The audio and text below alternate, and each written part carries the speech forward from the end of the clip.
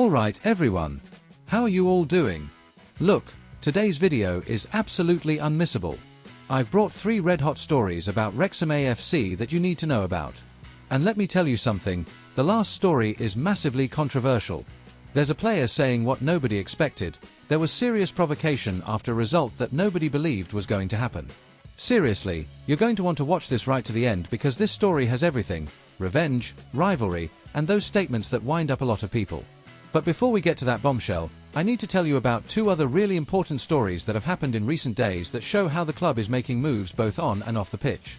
So, if you're into football, if you follow Wrexham, or if you just love a good sporting controversy, stick with me until the end because this 3rd story is going to leave you gobsmacked. Let's go! Story 1.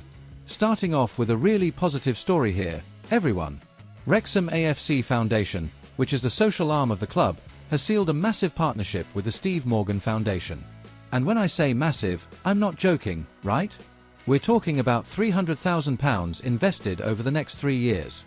That's a lot of money to make a difference in the community. Let me explain properly who's behind this. Steve Morgan is an entrepreneur and philanthropist who back in 2001 created this foundation of his. Since then, the bloke has been helping millions of people through social projects. And now he's decided to back the work that Wrexham has been doing with young people in the region. But what's all this money for? Look, the plans are ambitious.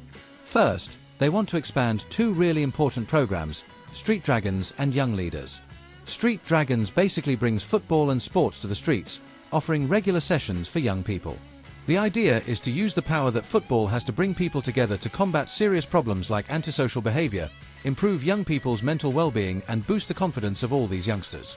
The Young Leaders program focuses on creating employment opportunities for young people, preparing them better for the job market. And let's face it, everyone, that's essential these days, isn't it? Giving a real chance to those who are starting out in life. But it doesn't stop there. Part of this investment is also going towards regenerating community pitches that have been abandoned. You know that little pitch near your house that's all destroyed, full of overgrown grass, where nobody plays football anymore? It's exactly that sort of place they want to transform into safe and active spaces where young people can gather, play sport and stay out of trouble. Steve Morgan said something really important about this partnership. He said he knows things are really tough right now for a lot of people and communities in the region.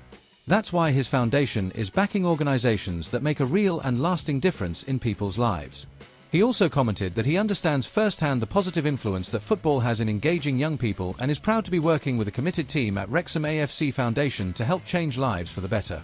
It's worth saying that this isn't the first time the Steve Morgan Foundation has worked with football clubs.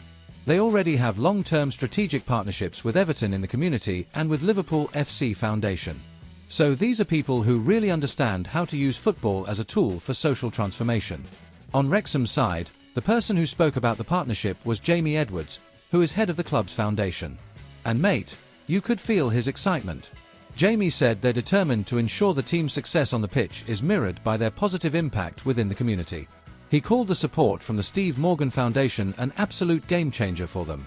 He explained that the objectives of both foundations are completely aligned, particularly in their unwavering focus on tackling the root causes of social disadvantage.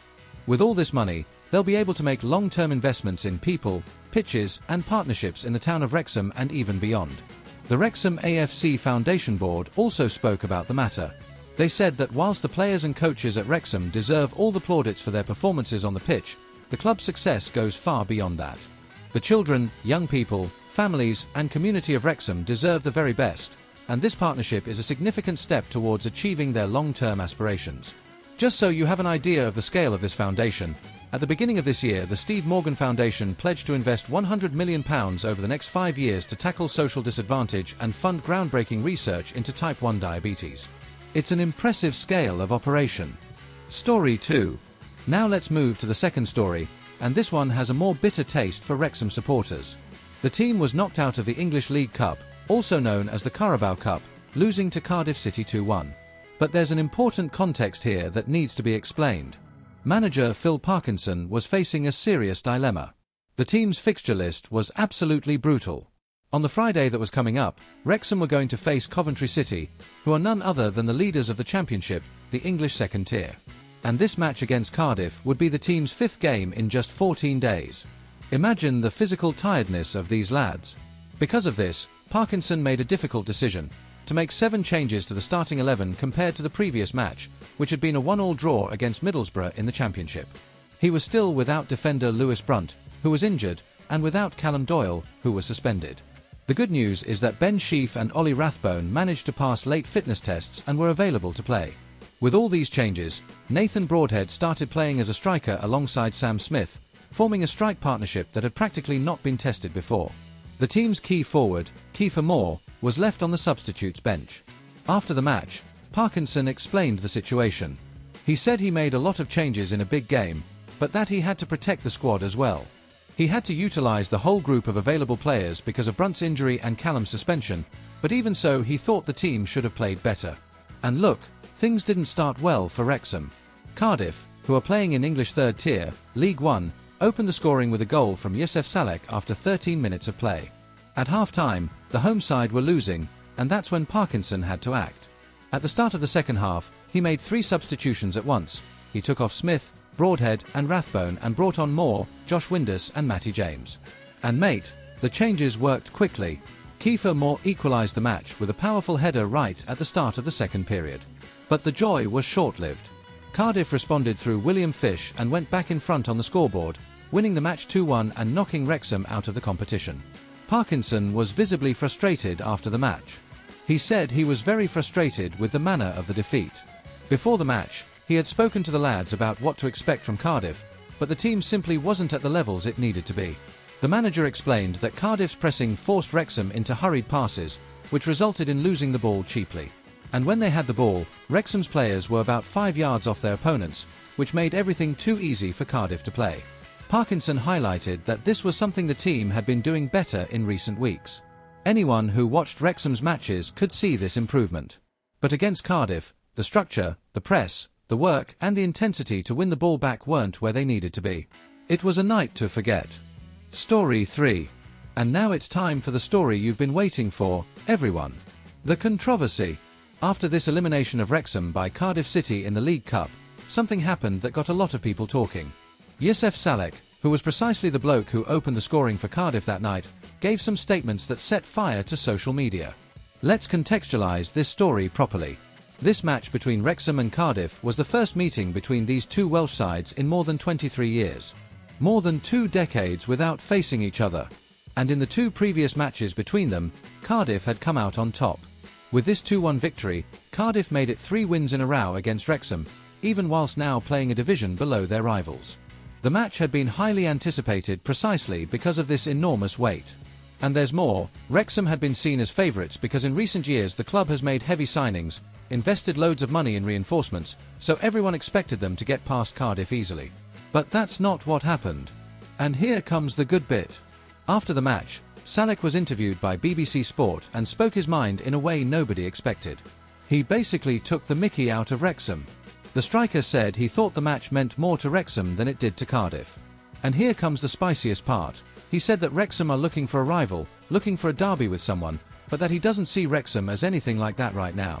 Mate, let me explain why this statement is so loaded. In Welsh football, traditionally there are 2 giants, Swansea and Cardiff. These 2 teams are historic archrivals, and for years were the main representatives of Wales in English football. Wrexham, which is in the north of the country, doesn't have a natural rival of weight in the region to compete with.